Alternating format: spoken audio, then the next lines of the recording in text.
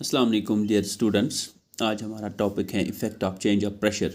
ये effect of change of pressure जो है ये हम पढ़ने जा रहे हैं कि किस तरह डिफरेंट स्टेट्स ऑफ जो मैटर हैं उन पर प्रेशर का क्या असर होता है। क्योंकि हमें पता है कि जो 3 स्टेट्स ऑफ मैटर हैं, चाहे सॉलिड हो, लिक्विड हो या गैस हो, उनमें जो मेन चीज़ होती है वो इनके इंटर पार्टिकुलर डिस्टेंस जो होती है वो सॉलिड्स में कम होती है, फिर जाके लिक्विड्स में थोड़ी ज़्यादा होती है और गैसेस में सबसे ज़्यादा होती है। और इसके अलावा जो magnitude of force of attraction होता है उनके पार्टिकल्स के दरमियान वो भी सबसे ज़्यादा होता है सॉलिड में। उसके बाद सबसे थोड़ा बहुत कम होता है लिक्विड में, और गैसेस में जो फोर्स ऑफ अट्रैक्शन होता है पार्टिकल्स के दरमियान वो सबसे कम होता है। तो इसका मतलब ये है कि फोर्स ऑफ अट्रैक्शन सबसे कम होता है गैसेस में, और फोर्स ऑफ अट्रैक्शन पार्टिकल्स के दरमियान सबसे ज़्यादा होता है सॉलिड्स में। लेकिन सॉलिड्स में इंटर पार्टिकुलर डिस्टेंस जो होती है वो सबसे कम होती है, और गैसेस में इंटर पार्टिकल डिस्टेंस सबसे ज़्यादा होती हैं। तो ये जो इंटर पार्टिकल डिस्टेंस और जो द फोर्स ऑफ अट्रैक्शन जो होती है इन स्टेट्स ऑफ मैटर में, ये हम simply by effect by applying the pressure and also by decreasing और इंक्रीजिंग द टेम्परेचर की मदद से, इंक्रीज या डिक्रीज या टेम्परेचर या प्रेशर की मदद से हम ये हासिल कर सकते हैं। तो यहाँ पे हमने लिखा है कि that the difference in the 3 states of matter is due to the difference in the state, distance and magnitude of the force of attraction between the constant particles। ये हमें अभी आपके साथ डिस्कस किया कि जो फोर्स ऑफ अट्रैक्शन और inter particular distance है इसी की बुनियाद पर हम चेंज ऑफ स्टेट देख सकते हैं। So as the inter particle distance is large in cases somewhat shorter in liquids and shortest in the solid. So inter particle distance सबसे कम होती है गैसेस में, सबसे ज़्यादा होती हैं गैस में और सबसे कम होती हैं सॉलिड्स में। Thus to convert a gas into a liquid, अगर हमें कन्वर्ट करना है गैस लिक्विड में and the liquid into solid, और फिर लिक्विड को सॉलिड में, inter particle distance need to be decrease. So inter particle distance को हमने कम करना है अगर हमने गैस को कन्वर्ट करना है लिक्विड में, फिर लिक्विड को कन्वर्ट करना है सॉलिड में। सो इंटर पार्टिकल डिस्टेंस हमने कम करना है, मिनिमाइज करना है। सो तब जाके फोर्स ऑफ अट्रैक्शन भी ज़्यादा बढ़ेगा। So inter particle force of attraction is to be made strong. So जैसे जैसे हम इंटर पार्टिकुलर डिस्टेंस गैस से लेके लिक्विड से लेके सॉलिड तक कम करते जाएंगे तो force of attraction between the particles naturally बढ़ेगा। So that means at the end of the solids when we are forming the solids, जब हम सॉलिड्स बनाएंगे तो inter particular force of attraction solids में ज़्यादा होगा, और जो इनके दरमियान गैप्स होंगी, एटम्स पार्टिकल्स के दरमियान गैप्स होगी, वॉइड्स होंगी, वो सबसे कम दिखने को मिलेगी। So this is done by applying the pressure और बाय लवेरिंग द टेम्परेचर। दो फैक्टर्स की मदद से हम ये change of state from solid to liquid than to gas, और from the gas to liquid than back to the solid कर सकते हैं। पहला फैक्टर है by applying the pressure apply करने की मदद से, और दूसरा बाय लवरिंग द टेम्परेचर को डाउन करने की मदद से हम ये कर सकते हैं, टेम्परेचर को लवर करके हम क्या कर सकते हैं। और तीसरा factor by combination of the both, या दोनों फैक्टर्स को मिला के हम ये कर सकते हैं। तो पहले फैक्टर पे आएंगे with activities bye applying the pressure, कि हम कैसे एक स्टेट ऑफ मैटर पर प्रेशर अप्लाई करके दूसरा स्टेट ऑफ मैटर हासिल कर सकते हैं। पहले देखेंगे, take a certain volume of gas in a cylinder provided with the piston figure. यहाँ पे आप देखेंगे, यहाँ पर हम थोड़ा वॉल्यूम ऑफ गैस ले लेंगे। ये हमने इसमें गैस लिया इस सिलेंडर में, यहाँ पे हमने ऊपर से ये पिस्टन रखा है। इस पिस्टन को हम दबा सकते हैं, प्रेशर इंक्रीज कर सकते हैं। जैसे हम पिस्टन को दबाएंगे तो हमारा प्रेशर इस पिस्टन में अंदर वाला प्रेशर इंक्रीज हो जाएगा। So now compress the gas bye pushing the piston. चूँकि इस गैस को हमने कंप्रेस करना है, दबाना है, तो पिस्टन को हमने दबाना है, तो ये पिस्टन यहाँ से आके नीचे हो जाएगा। आप ये देख सकते हैं कि ये पिस्टन इस लेवल से आके, ये मेन लेवल है, यहाँ से आके यहाँ तक नीचे आ गया। सो ये कंप्रेस हो गया volume of gas. So inter particle distance is decrease. जो इनके दरमियान इंटर पार्टिकल डिस्टेंस आप देख सकते हैं, यहाँ पर जो पार्टिकल और पार्टिकल के दरमियान जो स्पेस है वो ज़्यादा थी, क्योंकि हमने ये कंप्रेस किया। अब पार्टिकल और पार्टिकल के दरमियान जो स्पेस है वो कम पड़ गई, ये पार्टिकल्स एक दूसरे के साथ आ गए, आप देख सकते हैं कंप्रेस करके। सो तो पार्टिकल डिस्टेंस है, इंटर पार्टिकुलर डिस्टेंस है, पार्टिकल्स के दरमियान जो डिस्टेंस है वो कम हो गई, and gas particles are coming closer and starting attracting each other. चूँकि ये पार्टिकल्स जो है एक दूसरे के करीब आ गए और एक दूसरे को ये अट्रैक्ट करने लगे, ठीक है ना।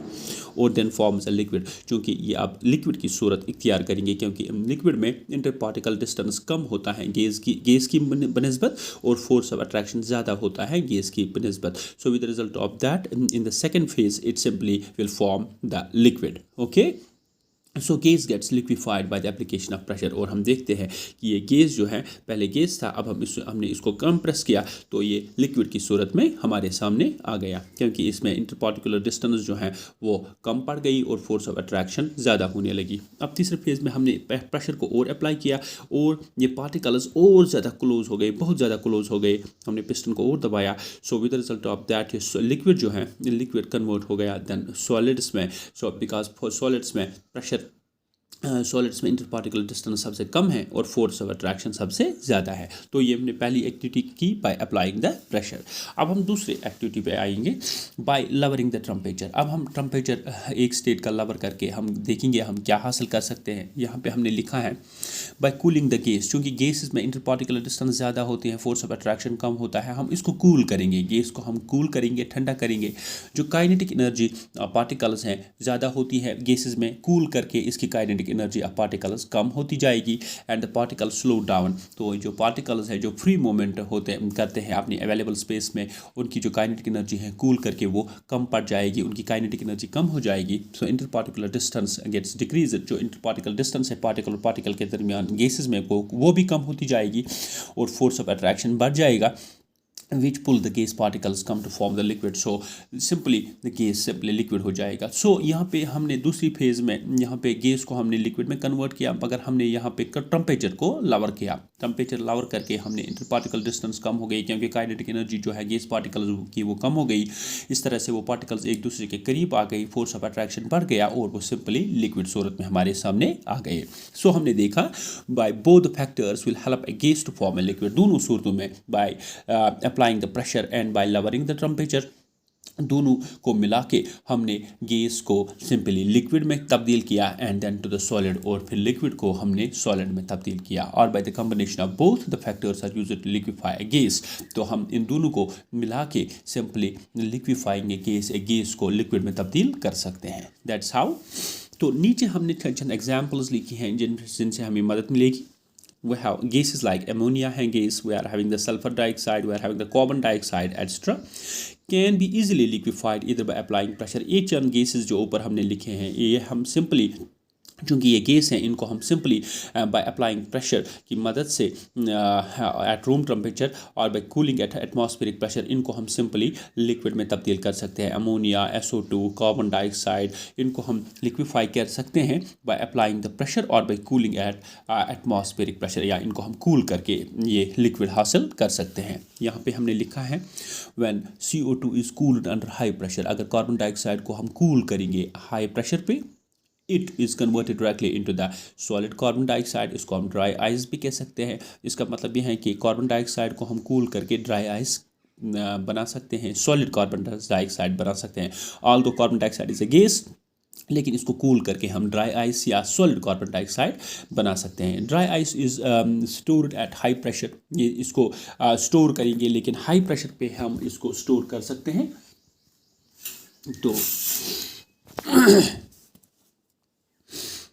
यहाँ पे if the pressure of the dry ice is decrease to 1 atmosphere its sublimes to its gaseous state as well. क्योंकि एक चीज़ और है कि if the pressure of dry ice is decrease, अगर हम प्रेशर के ड्राई आइस का डिक्रीज़ करेंगे, चूँकि हाई प्रेशर के तहत अगर हम इस पर प्रेशर बढ़ाएंगे इस कार्बन डाइऑक्साइड पे, जो कार्बन डाइऑक्साइड गैस है, तो ये ड्राई आइस में कन्वर्ट होगा। लेकिन अगर हम फिर ये स्टोर भी होगा अंडर हाई प्रेशर, लेकिन अगर हम pressure of dry ice decrease करेंगे, यही प्रेशर हम ड्राई आइस का डिक्रीज़ करेंगे, क्योंकि dry ice to 1 atmosphere, 1 atmosphere इसका प्रेशर डिक्रीज़ करेंगे तो इट्स सब्लिम्स, तो ये सिंपली सॉलिड से लेके कन्वर्ट होगा गैसियस स्टेट में, क्योंकि सब्लिमेशन हमने पढ़ा है कि सॉलिड से डायरेक्टली कन्वर्ट होता है गैसियस स्टेट में। इसका मतलब ये हुआ कि जो कार्बन डाइऑक्साइड था गैस पहले, अंडर हाई प्रेशर इसको हम कन्वर्ट कर सकते हैं ड्राई आइस में, लेकिन ड्राई आइस को हम इसका प्रेशर रिलीज़ करके सिंपली इसको कन्वर्ट कर सकते हैं गैसियस स्टेट में। That means it will form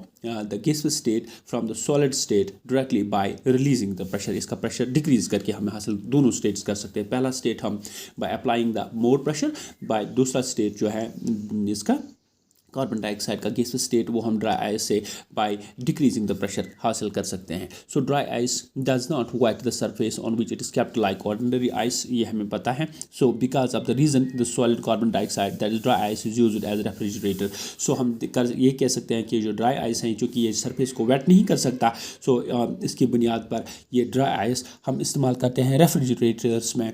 इसके लिए वहाँ पर नेम है ड्राई कोल्ड. ड्राई आइस ही होता है, लेकिन रेफ्रिजरेटर्स में ये इस्तेमाल होता है as refrigerant. So it's called as dry cold.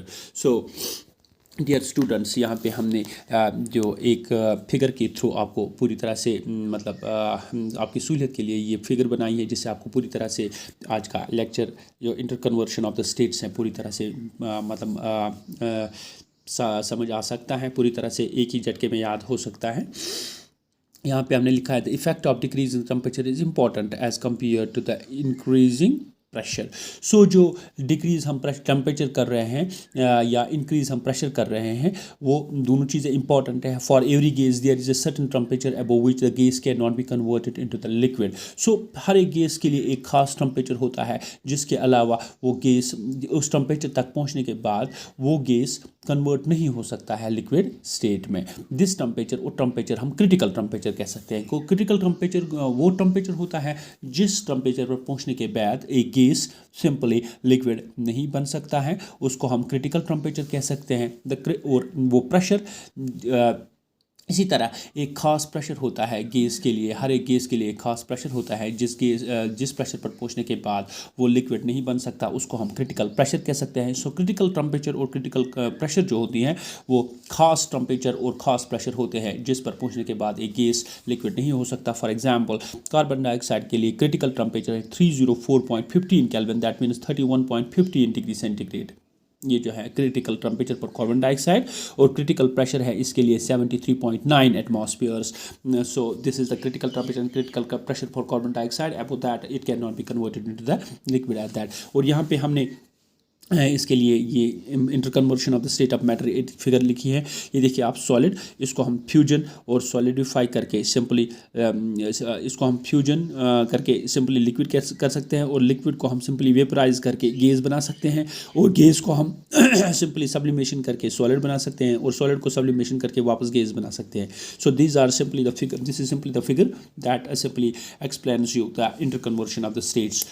So dear students, I hope you may have get the things from out of this lecture. Thank you.